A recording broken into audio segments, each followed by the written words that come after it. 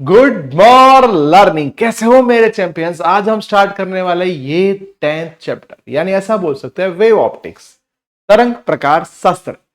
આ એક એવું ચેપ્ટર છે કે જેની અંદરના ક્વેશ્ચન્સ લોકો નથી આવડતા, બોરિંગ ચેપ્ટર, ખબર નથી પડતી, ઘણા બધા ટિપિકલ ક્વેશ્ચન્સ એમસીક્યુ આમાંથી આવે। તો આજે આની પણ મસ્ત આઈએમપી આપણે આપી દઈએ તમારી માટે। આજે બેટા તમે આ સિરીઝના એવા ચેપ્ટરમાં છો કે જેમાંથી 3 ગુણના 2 પ્રશ્નો અથવા 2 ગુણના 2 પ્રશ્નો અથવા 2 ગુણનો 1 પ્રશ્ન। આ એટલા માટે અલગ અલગ વસ્તુ કહી રહ્યો છું કે આ ચેપ્ટરમાંથી તમે ખાસ જુઓ, એક એમસીક્યુ પૂછાય અથવા 2 એમસીક્યુ પૂછાય। કેમ? ફરી બોલું છું, બોર્ડે ક્યાંય ચેપ્ટર વાઇઝ પ્લાનિંગ નથી આપ્યું, યુનિટ વાઇઝ પ્લાનિંગ આપ્યું છે। તેવા ખોટા ભ્રમમાં નહીં રહેવાનું કે આજ પૂછાય, હા આટલા ટોપિક્સ કરીને જવાના। તો તૈયાર થઈ જઈએ છીએ આજના સુંદર સેશનમાં। કયા ટોપિક્સ ખાસ કરીને જવા જોઈએ? મોસ્ટ આઈએમપી સવાલ, હાઇગેન્સનો નિયમ।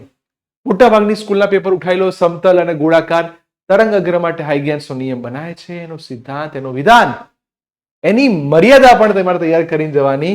સર નંબર 2, હાઇગેન્સના નિયમની મદદથી પરાવર્તન અથવા વક્રીભવન, આ બંને સવાલ કરીને જવાના।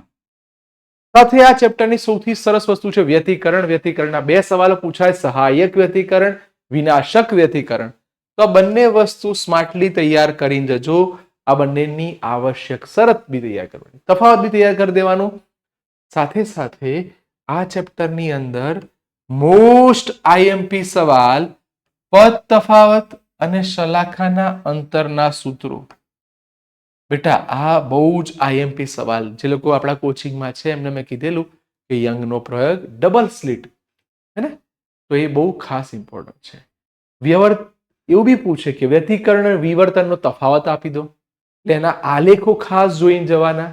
અને છેલ્લે કન્સેપ્ટ છે ધ્રુવીભવન, એમાં પોલેરોઇડ અને માલસનો નિયમ। માલસનો નિયમ બધાને યાદ છે, બની શકે એના દાખલા તમને યાદ આવી ગયા હોય। I બરાબર I0 cos સ્ક્વેર થીટા। મોટા ભાગે આના એમસીક્યુ પૂછાતા હોય છે।